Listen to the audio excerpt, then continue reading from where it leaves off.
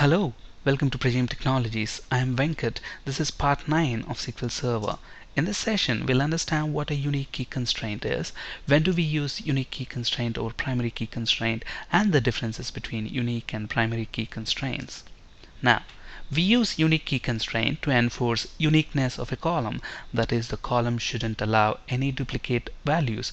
If you remember, in this video series, we have already discussed a primary key is also used to enforce uniqueness of a column. So when do we choose one over the other? Now, we know that a table cannot have more than one primary key. Now let's say in my table I have person ID, which is already a primary key, and I also have email ID, social security number, passport number columns, and I want to maintain uniqueness of each of these columns.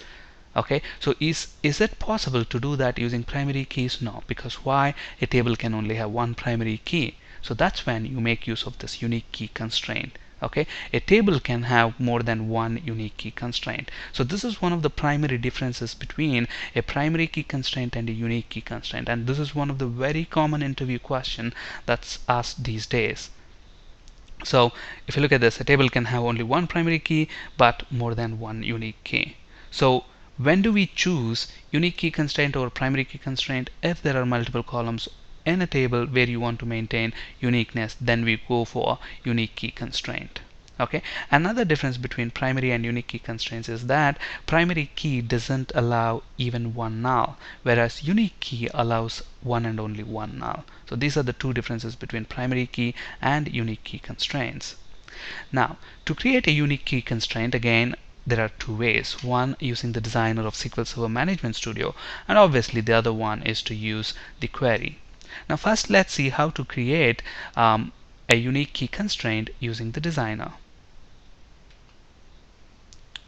So we already have this TBL person table, and this table has got 4 columns: ID, name, email, gender ID, and age.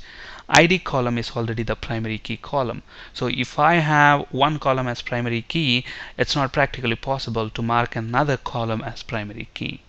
Okay, so that's when I use a unique key constraint. Now I want to ensure the email column is always unique. So how do I do that?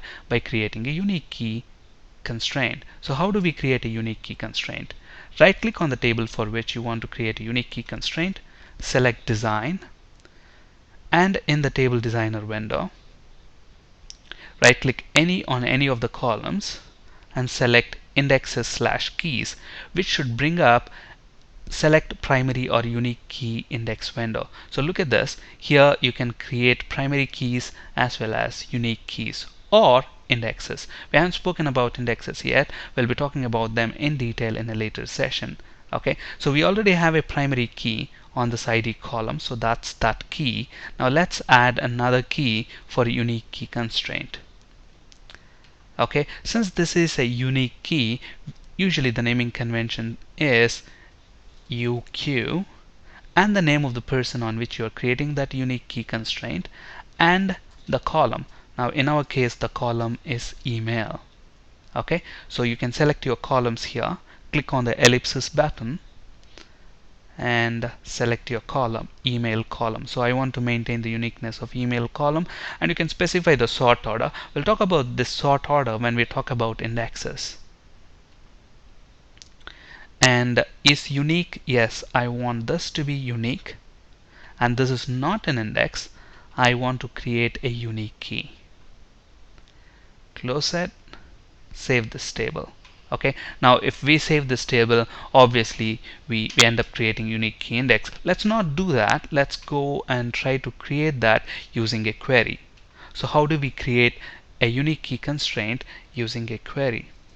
Now just like adding any other constraint, you add the unique key constraint in the same way. Obviously when you're adding a unique key constraint, you are altering the definition of the table, so you have to use alter table statement.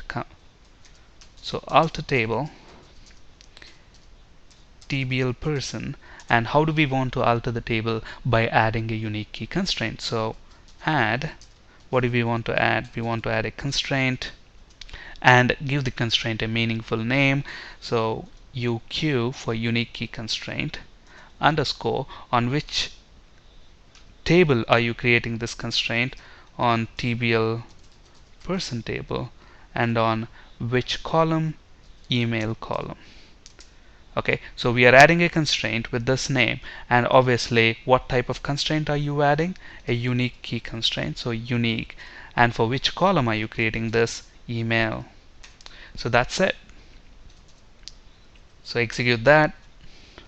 Now if you refresh the keys folder, expand this, you should see UQ TBL person email. Now let's try to insert a row into this table and see what's going to happen.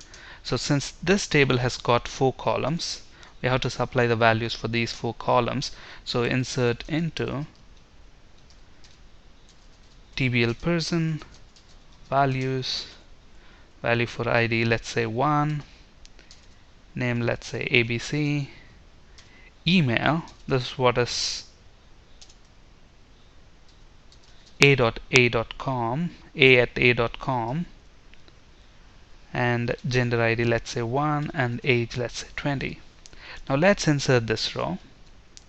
Okay, so if you look at this table, we've got a@a.com. Now let's try to insert maybe another person whose name is XYZ, and by mistake, or he is intentionally entering this a@a.com. Look at this, and remember, we already have a unique key constraint on this column. So if I try to enter this query, execute this query, we should get a unique key constraint violation error. So let's see that. When I press F5, look at this, violation of the unique key constraint, and look at the name of the constraint that we have created, UQ TBL person underscore email, and it clearly says cannot insert duplicate key in object TBL person. Alright, so how do we drop this constraint? Now, just like how we drop other constraints, we drop unique constraint in the same way. Obviously there are 2 ways to do that. One is you can go to the constraint, right click on that, and you have an option to delete that, or you can do that using a query. So how do we do that using a query? Drop constraint. So we want to drop a constraint and the name of the constraint. What's the name of the constraint? UQ TBL person underscore email. So when I press F5, obviously we have to use the alter table command. So alter table, which table? TBL person. And how do we want to alter that? By dropping the constraint. So press F5, so the constraint is dropped. Refresh the folder, and you should see that's gone. And if I try to execute this now, I will be able to insert a duplicate value for email address. Look at this, I have this duplicate. On this slide, you can find resources for ASP.NET and C# interview questions. That's it for today. Thank you for listening. Have a great day.